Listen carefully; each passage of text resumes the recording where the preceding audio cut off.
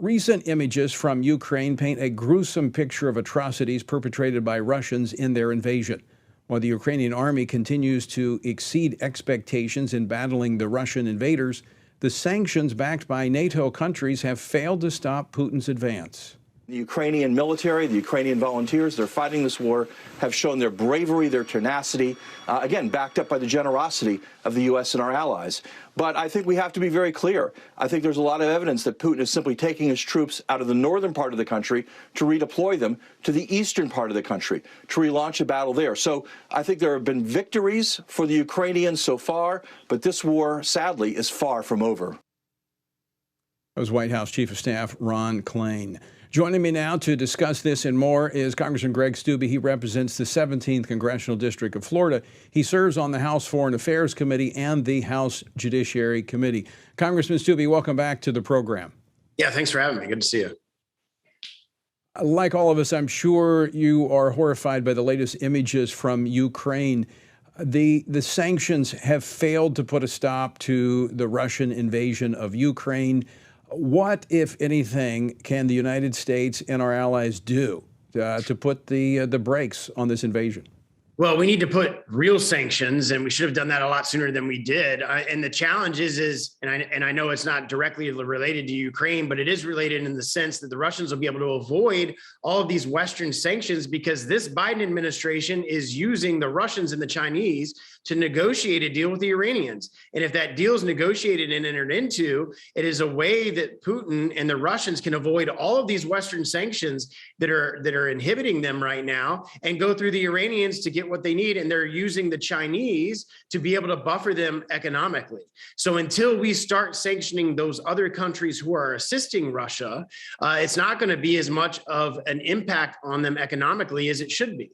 We said a long time ago that we should have put sanctions on them in 2014 when they invaded Crimea. The Obama-Biden administration did not do that. We should have put sanctions on as soon as the Russians were getting on the border of the Ukraine. This administration didn't do that. And now the Russians are being able to avoid all of these sanctions by getting buffered economically from the Chinese. And now if this deal goes through with the Iranians, we'll be able to completely avoid sanctions by going through the Iranians.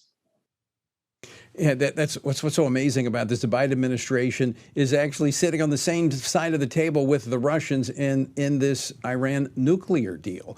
And you're right, as we've seen, the ruble has bounced back, in part, I think, bolstered by the Chinese. But the Ukrainian forces have exceeded what many thought was possible in pushing the Russian army back from the western portion of the country. Now, some say they're just regrouping to go onto the eastern part. But does this have implications for Putin, and could it bring about a possible peace agreement?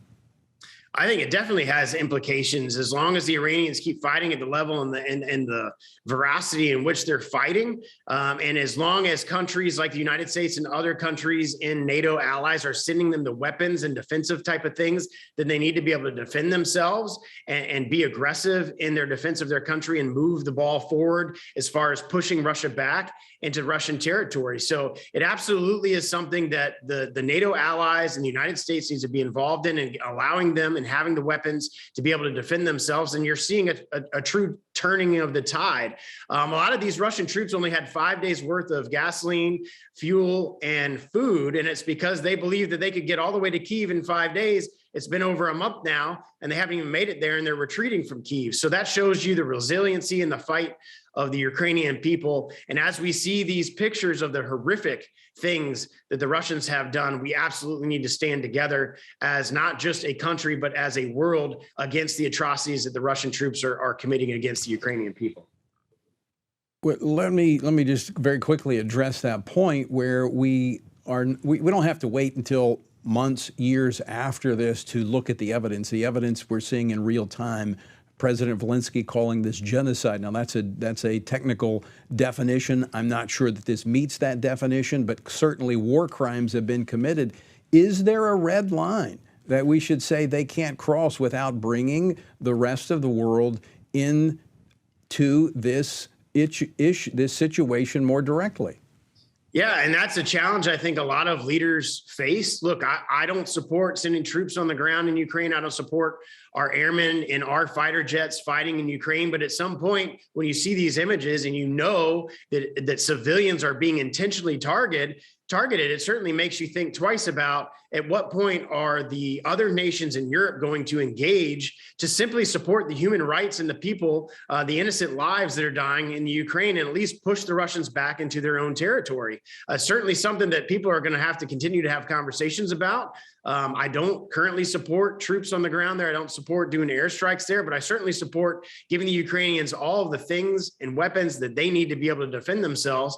And I think that the European neighbors that are right there should be doing more to help them and push back, because obviously geographically it affects them in Western Europe a lot more than it does us. I agree 100%. We should be encouraging them and supporting them to take more direct action. Switching gears, you've been a bold supporter for your state's recent parental rights and education bill and are stepping up now to criticize Disney's attempt to placate the left by criticizing this bill. Given all of the benefits that Disney gets, I mean, they have their own entity there. They're able to pass their own laws there at the wonderful world of Disney. They have tax breaks. They get special considerations from Congress. Is Disney skating on thin ice? I absolutely think they do. And thankfully, we have a governor in Florida who's not just going to go along with what the establishment says and go along to get along, and is actually going to fight for the people and what the people believe in. I had a conversation with Spencer Roach, who's one of the people that have talked about that piece of legislation and whatever I can do to support them as they move forward in that piece of legislation at the state level. And we will absolutely be looking at things at the federal level. If there are specific tax breaks for amusement parks and those sort of things, absolutely, I agree with Governor DeSantis in the fact that private businesses should not be getting privileges and special treatment by the government. They all should be treated the same. And certainly when they're projecting their own political ideology on the American people, the government certainly shouldn't be giving them privileges.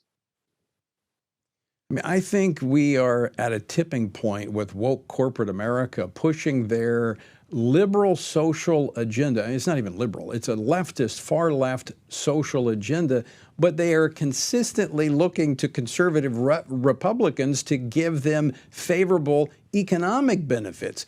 When will they wake up and realize they can't have it both ways?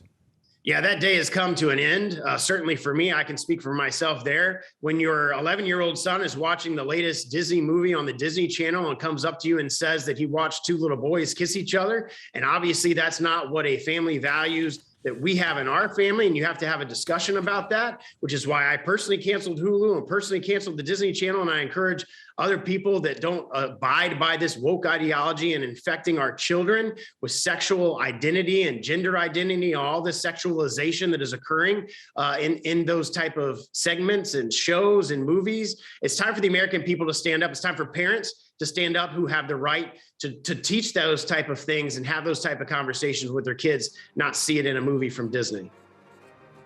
Well said. Could not agree more. Congressman Greg Steube, always great to see you. Thanks so much for joining us today. Yeah, thanks for having me.